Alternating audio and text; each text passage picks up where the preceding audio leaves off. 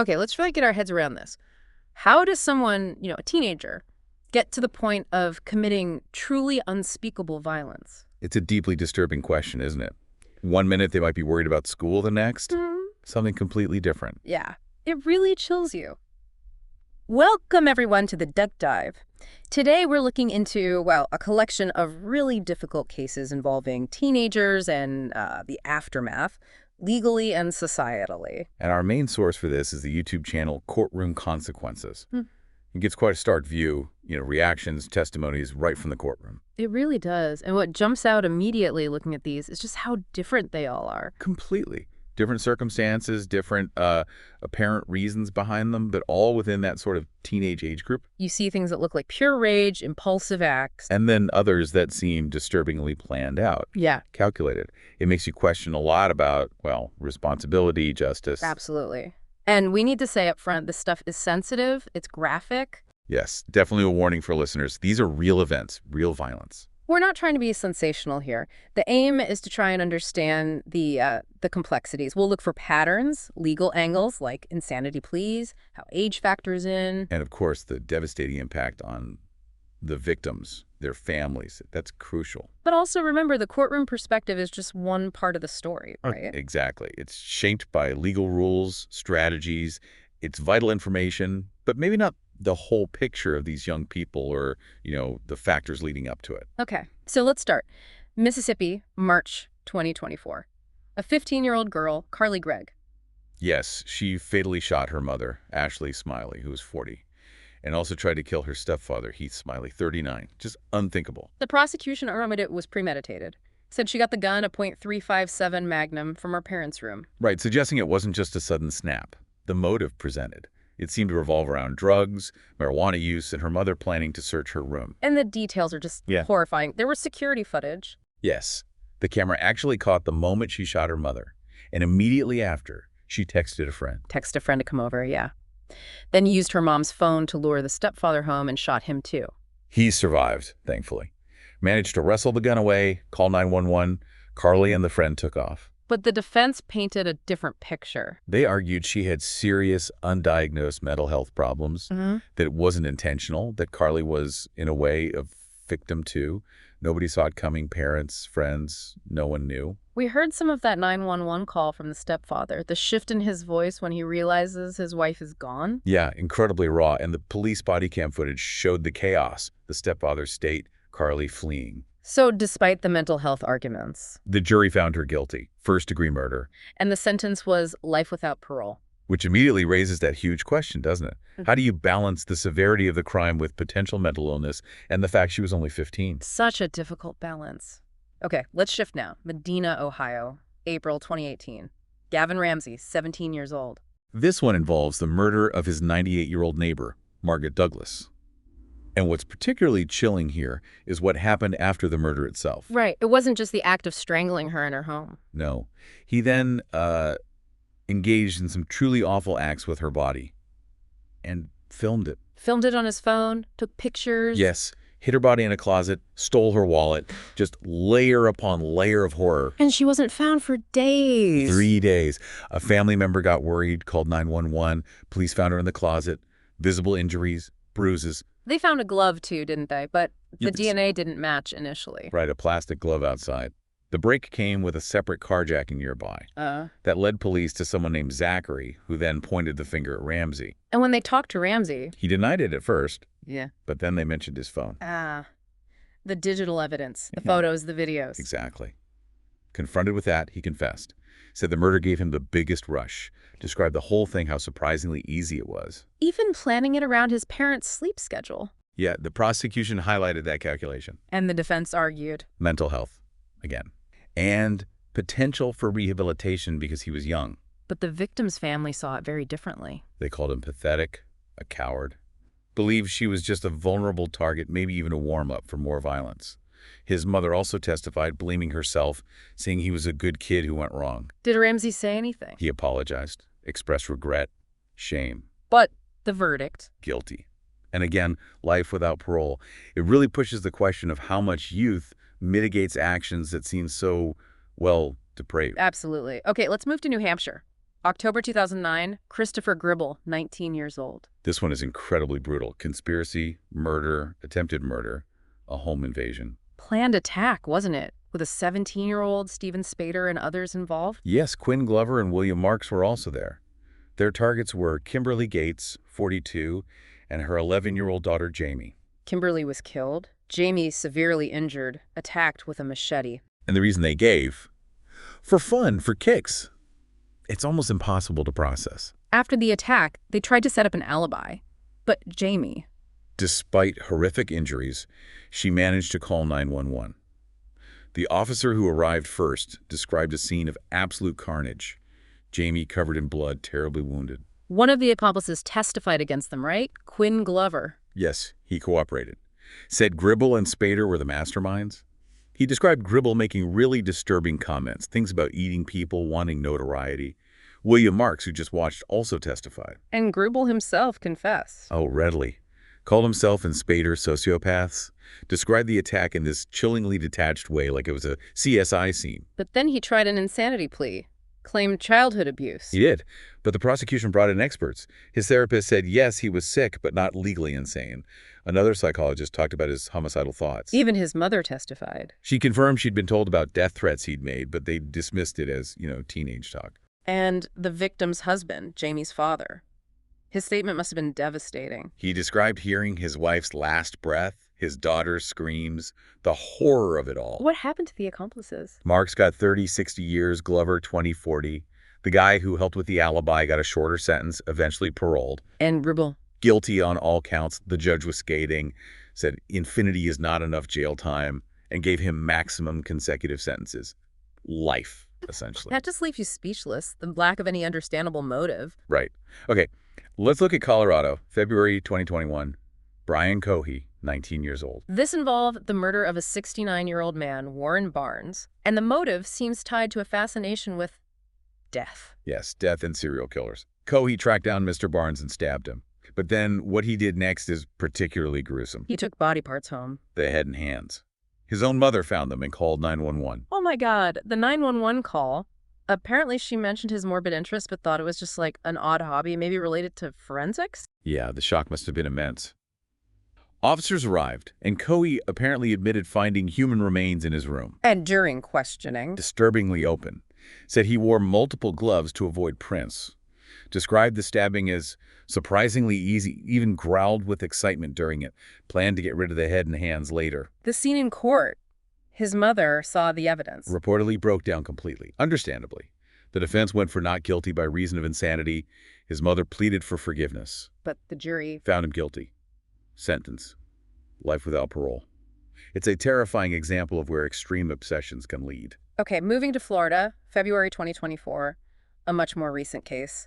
Brendan Dea, 17. This was an aggravated battery on a school employee, a teacher's aide named Joan Ney. Oh. And the trigger seems, well, incredibly minor. His Nintendo Switch got taken away. Apparently so. Yeah. And his reaction was just way over the top. Pushed her down, then kicked and punched her until she was unconscious. The injuries were severe. Concussion, ribs. Broken ribs, concussion, hearing loss. It's also noted he has autism and ADHD. When he was arrested, he just said, "I'm dead." Yeah. In court, his mother pleaded for him to come home.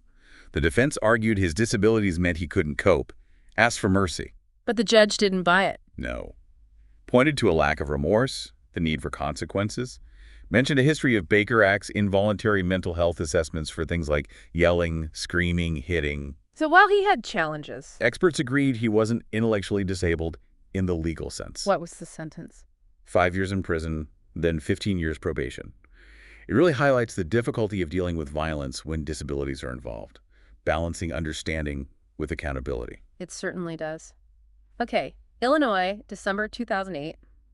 Jonathan Belton, 16. Convicted of murdering a police officer, Mason Samborski. And it started with a traffic stop. Driving without a license, Officer Samborski pulled him over. Right. Belton was supposed to give directions to a relative's house, but instead led the officer to his girlfriend's place. An altercation happened, and Belton shot the officer. The girlfriend saw it happen. Testified she saw Belton standing over Officer Samborski with a gun.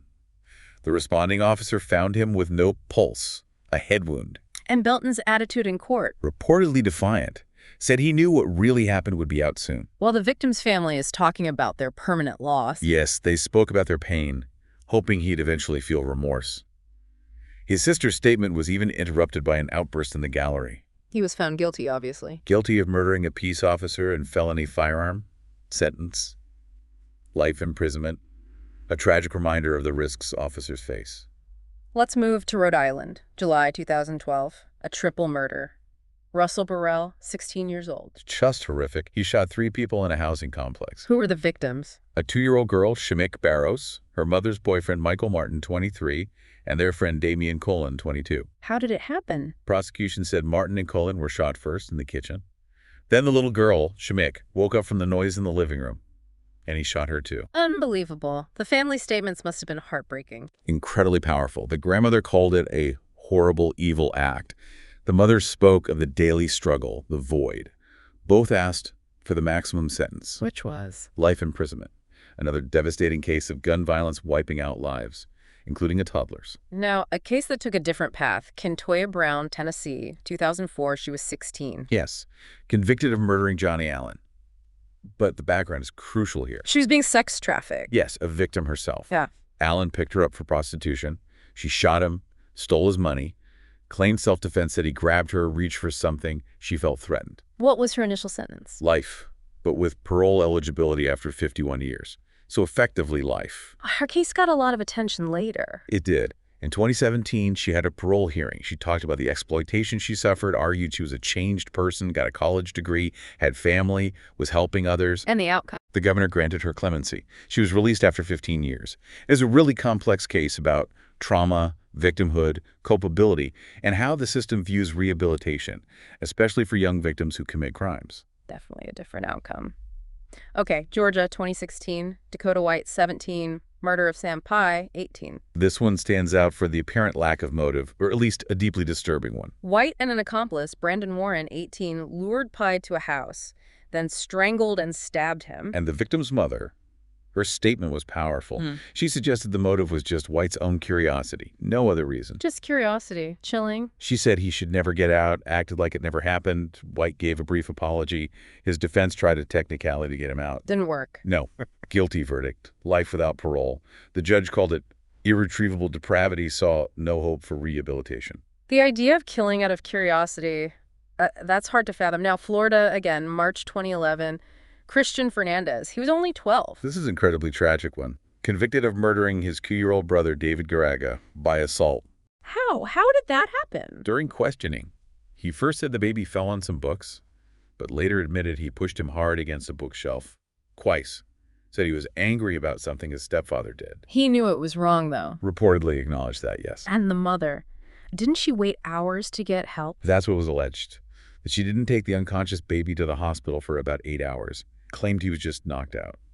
She was charged with manslaughter. What happened to Christian? He got 7 years in juvenile prison, was released when he was 19.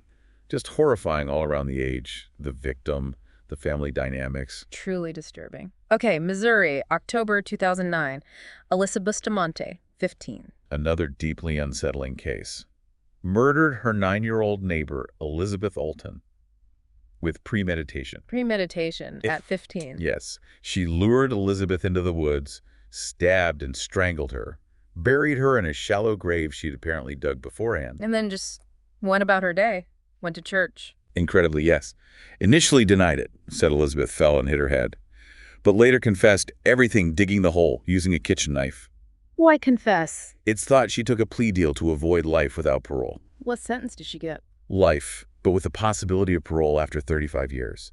It just shows the capacity for calculated, brutal violence can exist even that young. Let's look at a road rage case now. Las Vegas, February 2015. Eric Noche. Right. He and Derek Andrews, who was 28, were involved in the murder of Tammy Myers, a 44-year-old mother of 4. Noche was the shooter. Yes.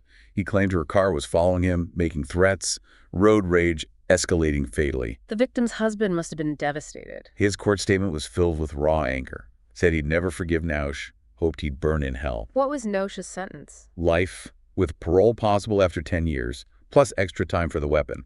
Andrews, the driver, got 5 to 15 years. A reminder of how fast things can spiral out of control on the road. Absolutely. Now, a very recent one, still developing. Washington State, July 2024. Samuel Giza, 16. Facing murder charges, an accidental shooting. That's the situation. He was reportedly fighting with some other boys, fired a gun, and accidentally hit a 13-year-old girl named Jada, killing her. Oh, terrible. Her mother spoke at the bail hearing. Yes, very emotional. Pointed out Jada should have been starting 8th grade. Giza pleaded not guilty. His defense claims self-defense, that he was ambushed. But the prosecution argued he's a danger. History of fights, guns. Right. And the gun wasn't recovered. His bail was initially $50,000, but then jumped to $2 million after photos of him with guns showed up online. The case is ongoing. Just highlights the danger of kids having access to guns. Tragic consequences. Definitely. Okay, Indianapolis, March 2014, Simeon Adams, 16. Murder of Eric Douglas. Seemed like a random attack. Apparently so. Used a stolen gun. Mr. Douglas was just out for a morning walk. His sister expressed shock, frustration. Adams got a long sentence. 55 years. And finally, a case involving an adult perpetrator but with extreme violence. Matos, Florida, August 2014. Yes, Matos wasn't a teen, but this was a quadruple murder. His ex-girlfriend, her parents, and her new boyfriend. And the details are horrific. He stayed in the house with the bodies. For a time, yes. Claimed self-defense initially, then paranoia. Then, hours later, beat his ex's grandmother to death while his own son was in the house. The family statements must have been brutal. They really tore into him, focused on the impact on his son. He was found guilty on all 4 counts of first-degree murder. The judge's comments Called his actions selfish, self-centered, evil. Especially involving the son and the grandmother. Sentence, life without parole, consecutive terms. A stark reminder of domestic violence's potential extremes. So looking back across all these cases, wow, it's a lot. Several themes really stand out, don't they? Definitely. The age range itself, from 12 up to 19, the huge variety in apparent motivations, anger, fear, fun, obsession. The legal struggles, too. Insanity pleas, how to sentence young people for such severe crimes. It's incredibly complex. And the constant underlying theme is the absolute devastation for the victims and their families. That impact is just immeasurable. It really hammers home that unsettling idea. The capacity for this level of violence can be there in people who are still technically kids. It's a real aha moment, but a deeply disturbing one. And as we said at the start, these are courtroom snapshots. Right. Important perspectives, but not the whole story of these individuals or the societal factors perhaps playing a role. Which leaves us, and you listening, with some heavy questions to think about. How do we balance accountability and the potential for rehabilitation, especially for the younger ones? Yeah, and what about prevention? Can better mental health awareness, earlier interventions make a difference? Could some of these tragedies be avoided? These cases are profoundly troubling. They don't give easy answers about human nature or why young people might commit such extreme acts. No, they really don't. They leave you with more questions, honestly. Something to definitely keep reflecting on after this deep dive.